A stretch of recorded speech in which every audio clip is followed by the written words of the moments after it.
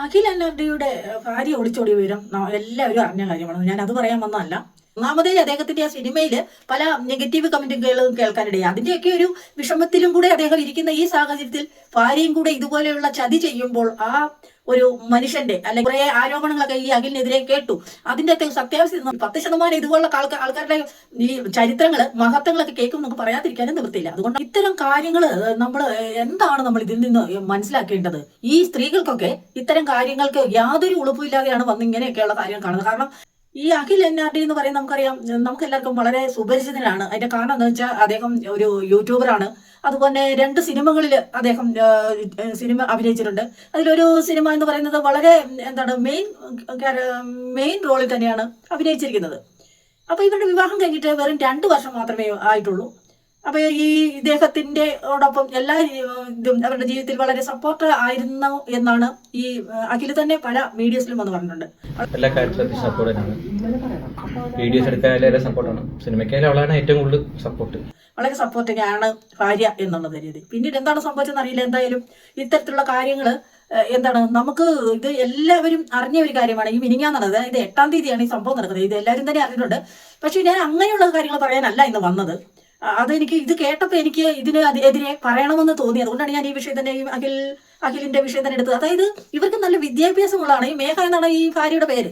ഈ മേഘയ്ക്ക് നല്ല വിദ്യാഭ്യാസം, അതായത് LLB കഴിഞ്ഞ ഒരാളാണ്. അപ്പൊ വിദ്യാഭ്യാസത്തിന്റെ ഒരു ഇതവിടെ വരുന്നില്ല, നമുക്ക് മനസ്സിലാക്കാം. ഈ അഖിൽ NRD എന്ന് പറയുന്ന ഇദ്ദേഹം നേവി ഉദ്യോഗസ്ഥനാണ്. അതായത് മർച്ചന്റ് നേവിയിലെ ഉദ്യോഗസ്ഥനായിരുന്നു. പിന്നീടാണ് ഇദ്ദേഹം യൂട്യൂബിലൂടെയും അതുപോലെ സിനിമ നടനായും ഒക്കെ നമ്മൾക്ക് അദ്ദേഹത്തെ കാണാൻ കഴിയുന്നത്. അതുപോലെ ഈ ഇവരുടെ ഇടയിൽ എന്താണ് പ്രശ്നങ്ങൾ, എന്തെങ്കിലും പ്രശ്നമില്ലാതെ എന്തായാലും ഇതുപോലെയുള്ള ഒരു സംഭവം നടക്കില്ല. എന്തായാലും ഈ ഒരുപാട് ഈ മാനസിക സംഘർഷം ഇതുപോലുള്ള കാര്യങ്ങൾ കേൾക്കുമ്പോൾ ഒരു ഭർത്താവിനുണ്ടാകുന്ന മാനസിക വിഷമം ഈ സ്ത്രീകൾ ചിന്തിക്കാത്തത്? ഇത്തരത്തിൽ നിങ്ങൾക്ക് വിവാഹം അല്ലെങ്കിൽ താല്പര്യമില്ലെങ്കിൽ, അല്ലെങ്കിൽ നിങ്ങൾക്ക് ഏതെല്ലാം രീതിയിൽ കൂടെ ഇത് സോൾവ് ചെയ്യാമായിരുന്നു. നിങ്ങൾക്ക് ഇത് താല്പര്യമില്ല, മുമ്പോട്ട് കൊണ്ടുപോകാൻ താല്പര്യമില്ലെങ്കിൽ നിയമപരമായിട്ട് നീങ്ങാം. അങ്ങനെ ഒരു ഓപ്ഷൻ ഉണ്ടല്ലോ. പിന്നെ എന്തിനാണ് ഈ പേക്കൂത്ത് കാണിക്കുന്നത്? പേരുദോഷം, കുടുംബത്തിന് പേരുദോഷം. അതുപോലെ അദ്ദേഹത്തിന് എത്രയേറെ വിഷമം ഉണ്ടായിരിക്കും അദ്ദേഹത്തിന്റെ കേൾക്കുക. ഒന്നാമതേ അദ്ദേഹത്തിന്റെ ആ സിനിമയിൽ പല നെഗറ്റീവ് കമന്റുകളും കേൾക്കാനിടയായി. അതിന്റെയൊക്കെ ഒരു വിഷമത്തിലും കൂടെ അദ്ദേഹം ഇരിക്കുന്ന ഈ സാഹചര്യത്തിൽ ഭാര്യയും കൂടെ ഇതുപോലെയുള്ള ചതി ചെയ്യുമ്പോൾ ആ ഒരു മനുഷ്യന്റെ അല്ലെങ്കിൽ ആ യൂട്യൂബറായിട്ട്, നമുക്കറിയാം വളരെ പ്രശസ്തിയായിട്ടുള്ള ഒരു ആളാണ്. യൂട്യൂബർ എന്ന് പറയുമ്പോൾ വളരെ പ്രശസ്തിയായിട്ടുള്ള ഒരാളാണ്. അതുപോലെ സിനിമാ നടനും കൂടിയാണ്. അപ്പോൾ നമുക്കറിയാം ഇതെല്ലാം എടുത്ത് കുറച്ച് പൊങ്കാലയൊക്കെ ആയിട്ട് ആൾക്കാർ വരും. അപ്പൊ ഇതുപോലുള്ള ഒരു അവസരത്തിൽ ഇദ്ദേഹത്തിനെ ഒരുപാട് ടോർച്ചർ ചെയ്യാതെ, അതുപോലെ ഇദ്ദേഹത്തിനെ ഒരുപാട് നമുക്ക് നെഗറ്റീവ് പറയാതെയൊക്കെ ഇരിക്കുകയാണ് നമ്മളിപ്പോൾ ചെയ്യേണ്ട കാര്യം.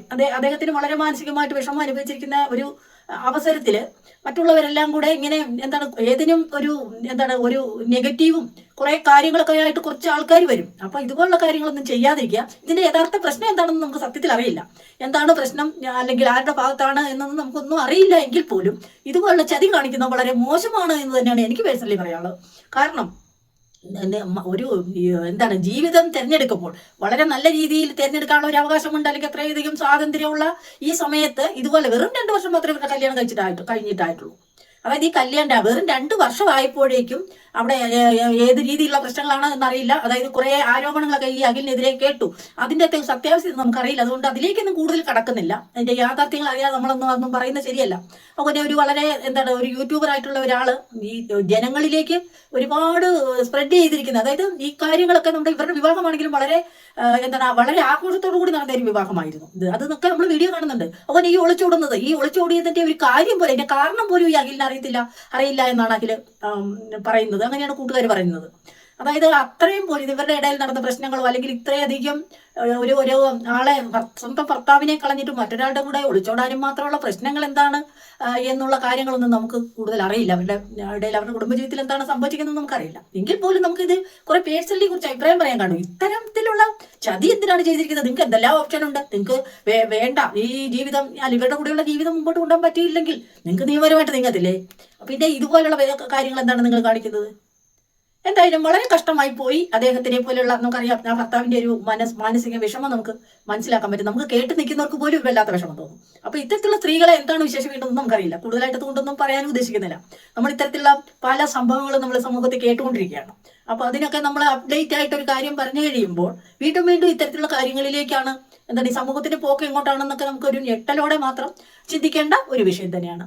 അതായത് അഖിലിന് ഒരു കാര്യം ചെയ്യേണ്ടത്, എനിക്ക് പേഴ്സണലി പറയാനുള്ള അങ്ങ് പറയുക, അതായത് അഖില് ഈ സമയത്ത് ചെയ്താണ്ട് മാനസികമായി തകരാതെ അതിൽ പിടിച്ചു നിൽക്കണം. അതായത് ഒരാള് നമ്മളെ ഇങ്ങനെ ഉപേക്ഷിച്ചിട്ട് പോകുമ്പോൾ അവിടെ തകരുകയല്ല ചെയ്യേണ്ടേ, കുറച്ചുകൂടി ഒരു പാഠം നമുക്ക് കിട്ടുകയാണ് അവിടെ ചെയ്യേണ്ടത്. എനിക്കങ്ങനെ തോന്നുന്നു കേട്ടോ.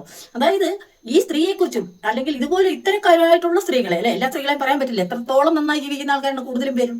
90% നന്നായിട്ട് ജീവിക്കുന്ന ആൾക്കാർ തന്നെയാണ്. ഈ 10% ഇതുപോലുള്ള ആൾക്കാരുടെ ഈ ചരിത്രങ്ങള് മഹത്വങ്ങളൊക്കെ കേൾക്കും നമുക്ക് പറയാതിരിക്കാനും നിവൃത്തിയില്ല. അതുകൊണ്ടാണ് മീഡിയയിൽ വന്ന് നമ്മൾ ഇത്തരത്തിലുള്ള കാര്യങ്ങൾ ആളുകളിലേക്ക് അറിയിക്കാനായിട്ട് ശ്രമിച്ചുകൊണ്ടിരിക്കുന്നത്.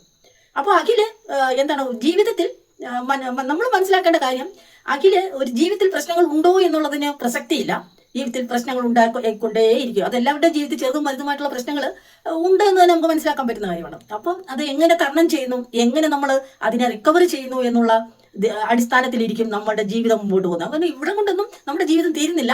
അഖില് വളരെ മുമ്പോട്ട് തന്നെ, അഖിലിന്റെ പ്രൊഫഷനിലൂടെ തന്നെ വളരെ മുമ്പോട്ട് തന്നെ ഒരു നല്ല രീതിയിൽ മുമ്പോട്ട് പോകാനുള്ള ഒരു പരിശ്രമമാണ് ഇനി വേണ്ടത്. ആ ഒരു ലക്ഷ്യത്തോടു കൂടി തന്നെ മുമ്പോട്ട് പോകുവാനുള്ള എല്ലാവിധ മാനസിക അവസ്ഥയും അഖിലിന് ഉണ്ടാവട്ടെ എന്ന് എല്ലാവിധ ഭാഗങ്ങളും നേരുന്നു. Okay, thank you.